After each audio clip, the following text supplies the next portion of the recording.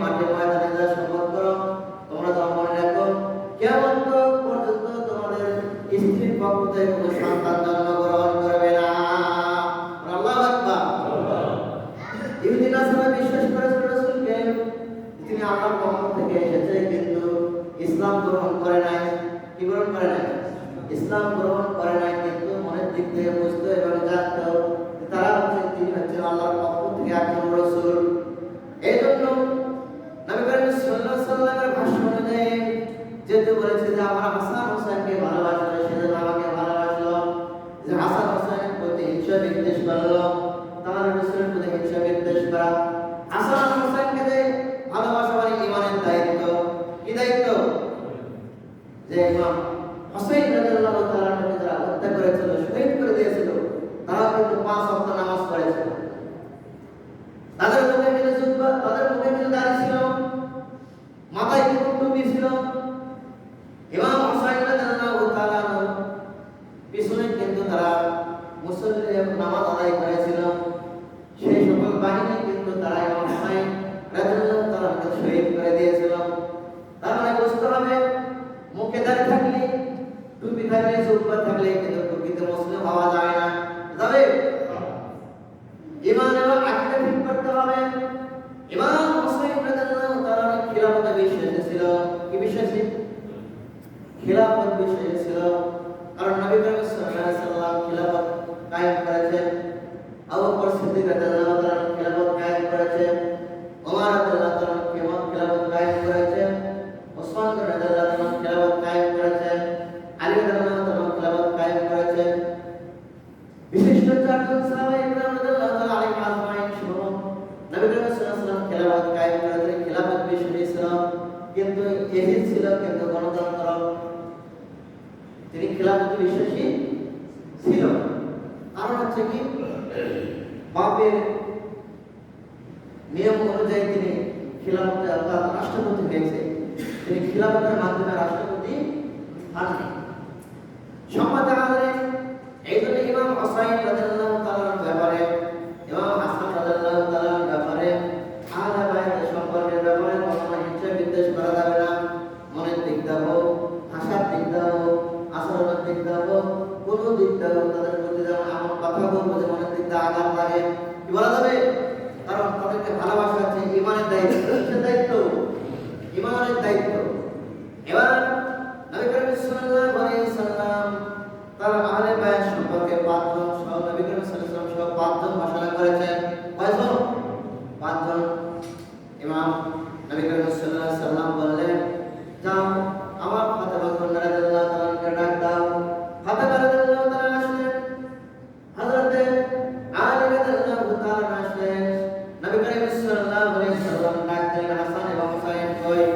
ইমাম হাসান এবং হুসাইন, হাসান রাদিয়াল্লাহু তাআলা ডান পাশে বসালেন, হুসাইন রাদিয়াল্লাহু তাআলা ডান পাশে বসালেন। মা ফাতেমা রাদিয়াল্লাহু তাআলা এবং আলী রাদিয়াল্লাহু তাআলা সহ 5 জন যখন একত্রিত বসে অবস্থায় ছিল, নবী করিম সাল্লাল্লাহু আলাইহি ওয়াসাল্লাম বললেন, আমাকে একটা চাদর দাও।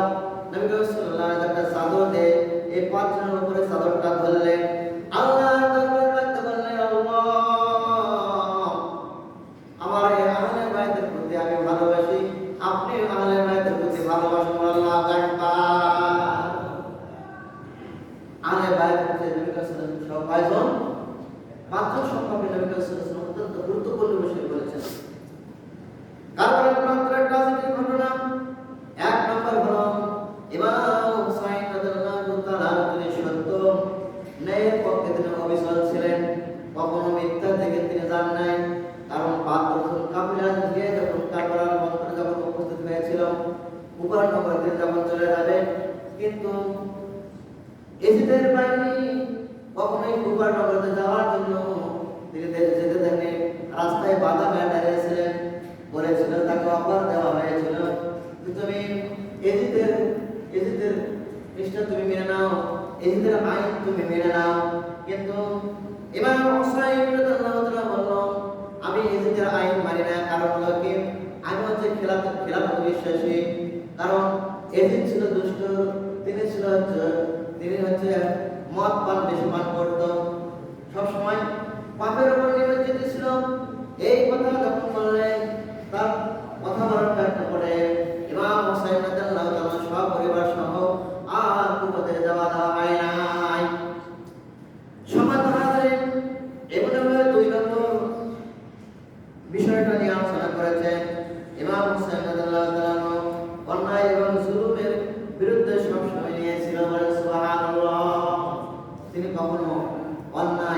জুলুমকে প্রশ্রয় দিত না।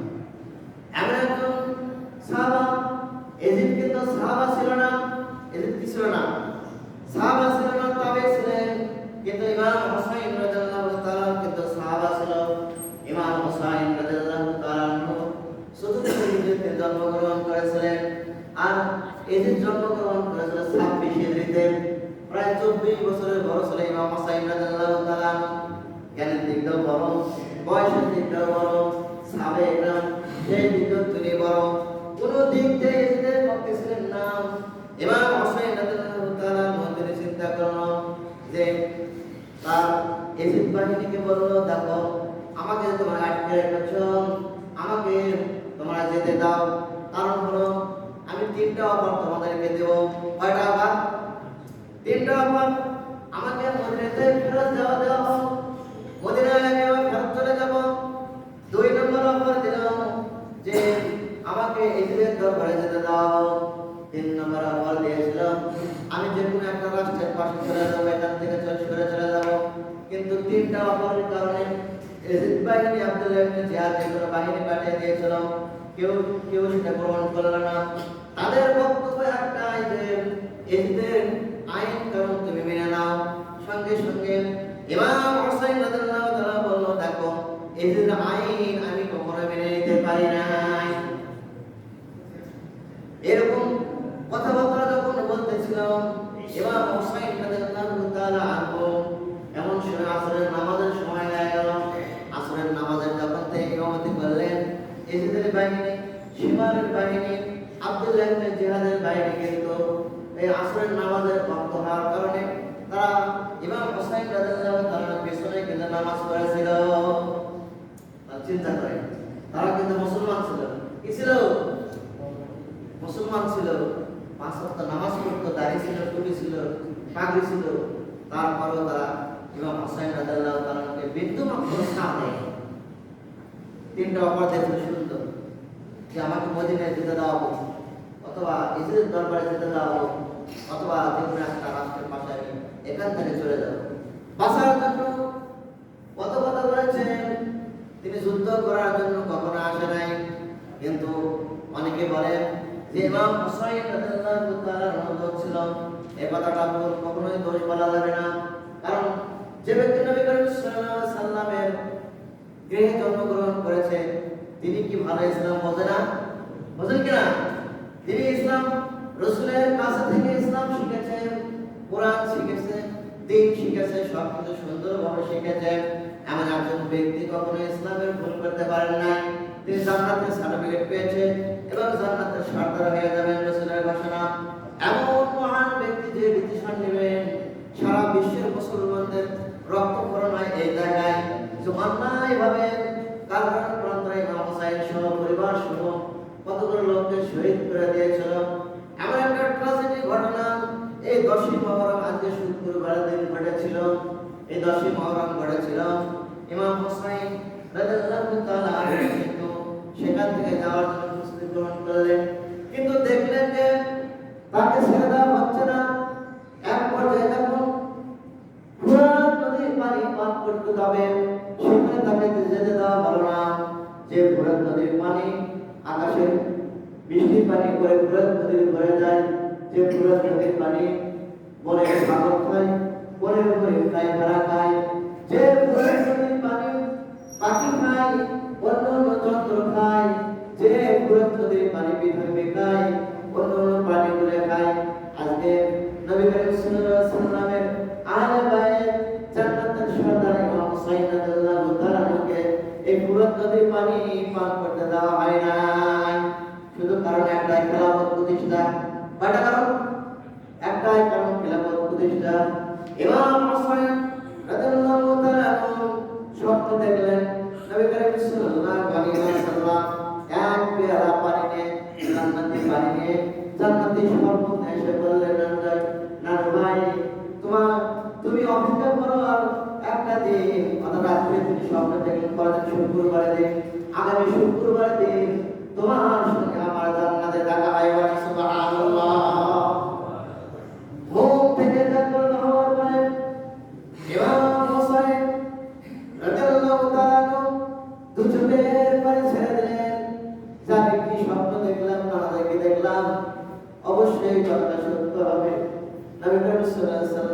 বলেছেন আগামীকালকে আমাকে জান্নাতে তার সঙ্গে শরবত গ্রহণ করবেন।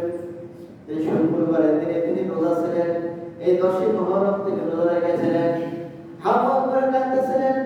তার স্ত্রী পরিবার সবাই বলল, কি হইল, তুমি কাঁদছো কেন? অসরণায় কাঁদতে কাঁদতে বললেন, দেখো আমি আজকে রাত্রিতে স্বপ্ন দেখলাম নানু ভাই মুহাম্মদ সাল্লাল্লাহু আলাইহি ওয়াসাল্লাম আমার নিকট একবার জান্নাতি শরবত নিয়ে অপেক্ষা করছে আর বলছে আগামীকালকে তোমার সঙ্গে আমার জান্নাতে দেখা হবে।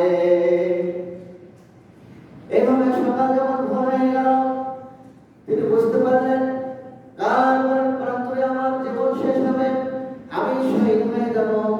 নবী করিম সাল্লাল্লাহু আলাইহি ওয়াসাল্লামের ভবিষ্যৎবাণী তিনি বলেছিলেন যে আমার একটা জায়গা আসবে, আমার একটা সময় আসবে, যে জায়গার মধ্যে তুমি থাকবে সেখান থেকে তুমি চতুর্দিকে শত্রুরা ঘেরাও করবে, সেই জায়গার মধ্যে বিপদ আসবে, মুসিবত আসবে, তোমাকে যেতে দেওয়া হবে না, মাটি খুলে রক্ত বের হবে, মরার পা নেমে যাবে, বিভিন্ন ধরনের লক্ষণ দেখতে পেয়ে ইমাম হুসাইন রাদিয়াল্লাহু তাআলা তিনি বুঝতে পারলেন যে কারণ প্রশ্নে আমি শহীদ হয়ে যাব।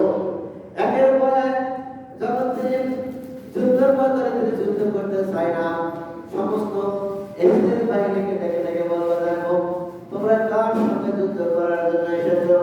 আমি কি নবী করিম সাল্লাল্লাহু আলাইহি ওয়াসাল্লামের নাতি ইমাম হুসাইন রাদিয়াল্লাহু তাআলা কার সঙ্গে তোমরা যুদ্ধ করার জন্য এসেছো? আমি কি শেখদা আসাদুল্লাহ গায়ে, যিনি শ্রেষ্ঠ যার নাম আকাশের গায়ে রয়েছে আসাদুল্লাহ গায়ে বিজয় শেখদা ছেলেকে আমি নয়। তোমরা কি জানো না মা ফাতেমা রাদিয়াল্লাহু তাআলা আনহা জান্নাতের সর্দার হবে, মহিলাদের সর্দারকে তার ছেলেকে ইমাম হুসাইন নয়। সবাই তারা বুঝতো, সবাই তারা জানতো, কিন্তু জানার পরেও বোঝার পরেও সেবারের নির্দেশ তাকে হত্যা করতে হবে, টাকার লোভে, বিভিন্ন স্বর্ণের উপর লোভে, সে লোভে, টাকার লোভে, স্বর্ণের লোভে, সম্পদের লোভে, চাকরির লোভে তার কোনো পিছ পাবার নাই। ইমাম হুসাইন রাদিয়াল্লাহু তাআলাকে শহীদ করার জন্য তার সেখানে প্রস্তুতি গ্রহণ করলাম। আমার বন্ধুগণ, এখান থেকে বোঝা যায় ইমাম হুসাইন রাদিয়াল্লাহু তাআলা সত্যই নয়, এরপরে তিনি অবিচার ছিল। 2 নম্বরে তিনি অন্যায় এবং জুলুমের বিরুদ্ধে তিনি অবস্থান নিয়েছেন। বলেন সুবহানাল্লাহ। কারণ ট্রাজেডি ঘটনার পরে ইমাম হুসাইন রাদিয়াল্লাহু তাআলা এখান থেকে একটা শিক্ষণীয় বিষয় হলো তিনি সবসময় আল্লাহর উপরে ভরসা করতেন। তারপরে আল্লাহর উপরে ভরসা করতেন যে এখন আমাদের রব রয়েছে, এই জীবনটাই কিন্তু শেষ জীবনে আরেকটা জীবন রয়েছে, যে জীবনটা ইন্তেকাল করলে সেই জীবনের কোনো শেষ নাই। সেই জীবনটা হচ্ছে আসল জীবন, এই জীবনটা হচ্ছে ক্ষণস্থায়ী জীবন। ক্ষণস্থায়ী না, আমরা সফরে এসেছি কয়েক বছর, কয়েক মাস আমরা থাকবো, কেউ থাকবে 80 বছর, কেউ থাকবে 100 বছর, কেউ থাকবে 200 বছর, 500 বছর, কেউ 60 বছর। আল্লাহ রাব্বুল আলামিন আমাদেরকে যে হায়াতের তৈবা দান করেছেন, হায়াত শেষ হওয়ার পরে আমরা সবাই কিন্তু পরপারে চলে যাব, সেটা হচ্ছে চিরস্থায়ী জীবন। সেটা কি? চিরস্থায়ী জীবন। আর এটা হচ্ছে ক্ষণস্থায়ী জীবন। ইমাম হুসাইন রাদিয়াল্লাহু তাআলা আল্লাহর উপর ভরসা করেন, ডাকতে বললেন, এ বাহিনী তোমরা পিছিয়ে হয়ে যাও, আমার বিপক্ষে তোমরা যেও না। ইমাম হুসাইন রাদিয়াল্লাহু তাআলা দেখলেন এক এক করে প্রায় সমস্ত সাহাবায়ে কেরাম তার সঙ্গে যে সমস্ত সাথী ছিল তারা সবাই যখন কি হয়ে গেল, শহীদ হয়ে গেল। এবার তিনি ইমাম হুসাইন রাদিয়াল্লাহু তাআলা তিনি বিদায় নিচ্ছেন, তার স্ত্রীর নিকট গেলেন, তার আমাকে তুমি বিদায় দাও। স্ত্রী দু চোখের পানি ছেড়ে দিয়ে বললেন, হুজুর আমার ঘরে তো কোনো খাবার নেই, কোনো পানি নেই, দীর্ঘ কয়েকদিন ধরে আমাদের রান্না হয় না, আমার ঘরে শিশু সন্তান আদর হয়েছে, যেটা মুখে দুধ পায় না, এই শিশু সন্তানের জন্য তুমি যারা পুরের দুধ থেকে একটু পানি পান করে নিয়ে এসো। ইমাম হুসাইন রাদিয়াল্লাহু তাআলা তার প্রার্থনা শুনে তার আত্মার শুনে ছেলে আদর করে নিয়ে যাবেন, পুরার নদীর পাশে থেকে যখন চলে গেলেন, দু চোখের পানি ছেড়ে দিয়ে বললেন, দেখো এই শিশু সন্তান আমি নিয়ে এসেছি, আহলে বায়াত, তিনি জান্নাতি মানুষ, তার সঙ্গে তোমাদের কোনো দ্বন্দ্ব নাই।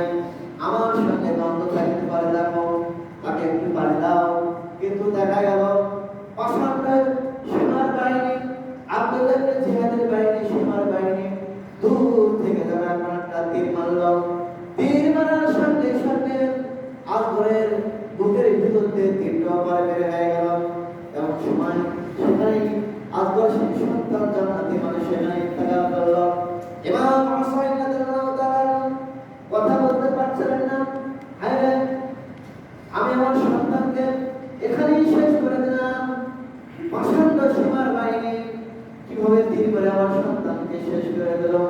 রক্তমাখা আসগরকে নিয়ে যখন তিনি তাঁবুর দিকে তিনি রওনা করেন, সাহাবারা ডেকে বললেন, দেখো তোমার আসগরকে আমি জীবনের শেষ মানে পান করে দিয়ে এসেছি, আর কোনোদিন পানি চাইবে না, আর কখনো দুধ পান করবে না, আর কখনো খানা খাবে না।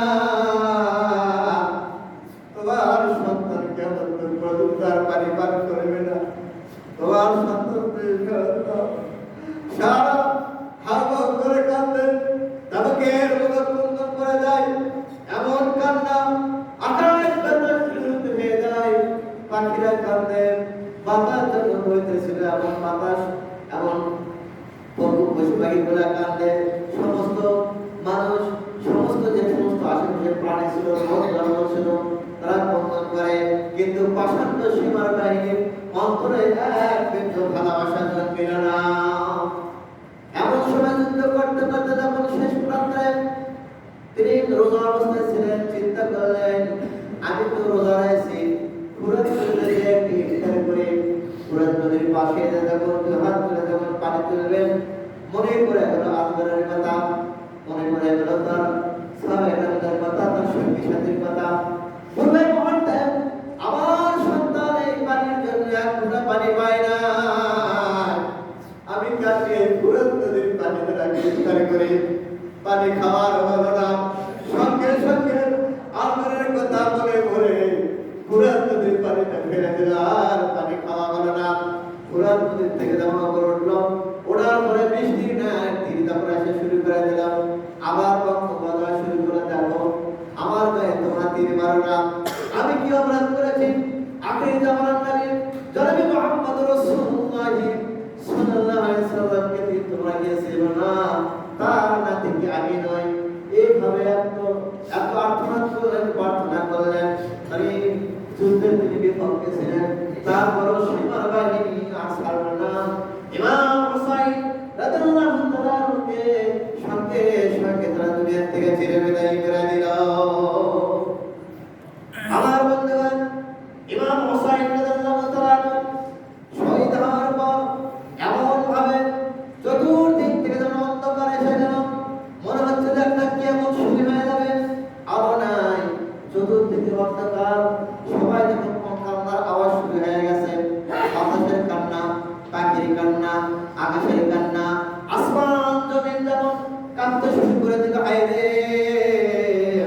যিনি জান্নাতের সর্দার, যাকে নবী করিম সাল্লাল্লাহু আলাইহি সাল্লাম এত ভালোবাসলো, এত মহব্বত করলো, এমন একজন ব্যক্তির কান্না কেউ শুনল না, এমন একজন ব্যক্তির কথা কেউ শুনল না, এমন একজন ব্যক্তি কেউ রেহাই দিল না। একমাত্র টাকার জন্য, সম্পদের লোভে দুনিয়া থেকে চিরে বিদায় করে দিল ইমাম হুসাইন রাদিয়াল্লাহু তাআলা আনহুকে। সম্মানিত হাজিরিন, ইমাম হুসাইন রাদিয়াল্লাহু তাআলা জান্নাতের সর্দার হওয়ার পরও যে পাষণ্ড সীমার বাহিনী, তারাও ছিল কি ছিল? মুসলমান ছিল। কি ছিল? মুসলমান ছিল। তেমনই সীমার বাহিনী পাষণ্ড, ওই বাহিনী যে সমস্ত লোক এখনো জীবিত আছে না, ইসলাম বিদ্বেষী লোক রয়েছে, আছে না? ইসলাম বিদ্বেষী লোক, আহলে বাইতকে যারা ঘৃণা করে, ইমাম হোসেনের বিরুদ্ধে যারা কটূক্তি করে, ফাতেমা সম্পর্কে, মা আয়েশা সম্পর্কে, খাদিজা সম্পর্কে, এক কথায় আহলে বাইত